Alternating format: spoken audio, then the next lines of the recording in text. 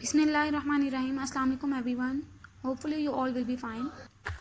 As you know, we are doing unit number 5 of science, environments and food chains. And our previous lesson was about plant kingdom. Today we will start from page number 48, environment watch. Let's start reading. Green leaves make food by photosynthesis. Photo means light and synthesis means putting together. The chlorophyll in the leaves trap the energy from sunlight. This energy is then used to combine water, carbon dioxide and minerals to make food. In this paragraph it is said that plants make their food through photosynthesis. Photosynthesis is the food making process of plant. Photo means light and synthesis mean to make, mean putting together.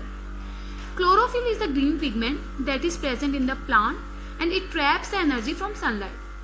And then using this energy, water, carbon dioxide and minerals, plants make their food by photosynthesis. Now next paragraph. Rays of sunlight cannot get through to a leaf if it is dirty. In our cities today there is a lot of dust, smoke and other kinds of pollution. The pollution in the air coats the leaves of plants so they cannot breathe. This is bad news for plants and bad news for us too. Healthy plants produce the oxygen that our bodies need. Keep your environment clean. If you wash the leaves of a dirty plant, you will help it to grow strong and healthy. As we know, there is dust, smoke and many kinds of pollution in our cities. So if the surface of leaf is dirty and coated with dust and pollution, sunlight cannot penetrate into the leaf and it is very bad for plant because plants cannot breathe because they are not getting the rays of sunlight, and if the plants are not breathing, they cannot produce oxygen that we need. So we should keep our environment clean and wash the leaves of dirty plant so healthy plants can grow and we can get oxygen from plants. Now there is a knowledge about a scientist, Aristotle. Aristotle was a great Greek thinker and scientist. Aristotle wrote about many subjects: physics, poetry, biology, zoology and many others. He was a student of another great thinker, Plato. Aristotle was the first to introduce the idea that nature is composed of things that change and that studying such changes can provide useful knowledge. He was a teacher to Alexander the Great. Aristotle was a scientist who was born around 384 BC in ancient Greek. And there are many nicknames for Aristotle, for example, the master and the philosopher. He was the scientist who wrote about many subjects, for example, physics, poetry, biology and zoology. He was the student of a great thinker, Plato. And he introduced the first idea that nature is composed of things that change and study of that change provides us knowledge. And he was also the teacher of a great scientist, Alexander. How living things protect themselves. It's mean कि किस तरह से living things, for example plants and animals खुद को protect करते हैं from external environment. Let's start reading. Animals protect themselves to survive. Some move fast. They have strong legs and can run away from their enemies. Some are huge. They do not have many enemies apart from man. Some hide. Animals like the zebra, many types of fish, insects and parakeet can hide because of their colors. For example, an Arctic fox is white. It cannot be seen easily against the snow. How animals protect themselves? Animals protect themselves by different ways. For example, animals' teeth, horns, big tails and their colors are some of the tools which are used as a defender. And some animals can move very fast and they have strong legs and they can run away from their enemies. And some animals are so huge that they do not have any enemies except from man.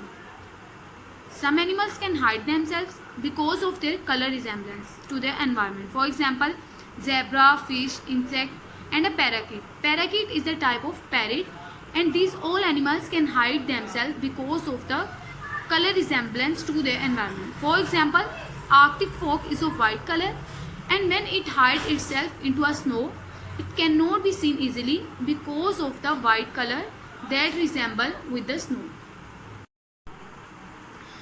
plants protect themselves too. Some grow spikes or thorns, others have bitter leaves or poisonous berries. Now how plants protect themselves? Because plants cannot run away from danger like most animals can, so they have developed their own weapons and armor in order to protect themselves. A plant's main predator are the animals that feed on them.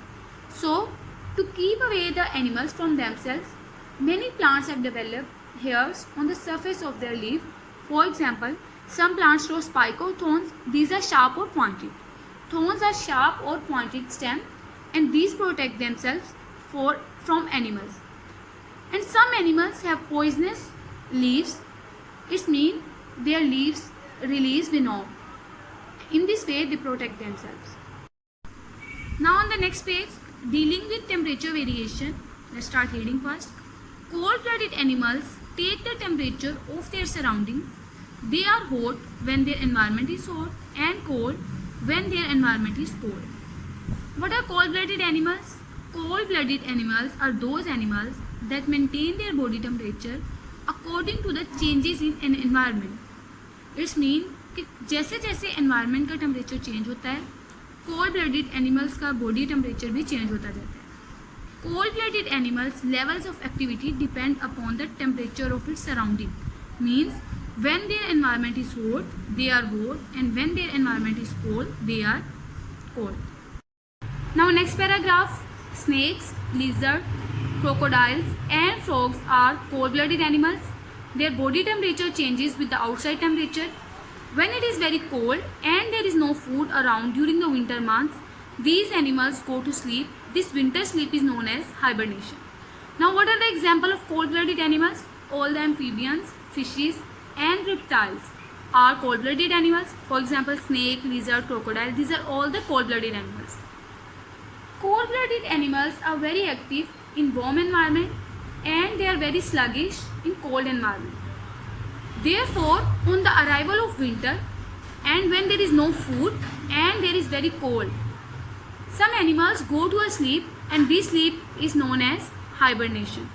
During hibernation, animals slow down their body temperature and slow down their breathing and heart rate and low metabolic rate so that they can survive this condition. This winter sleep is hibernation. Now warm-blooded animals.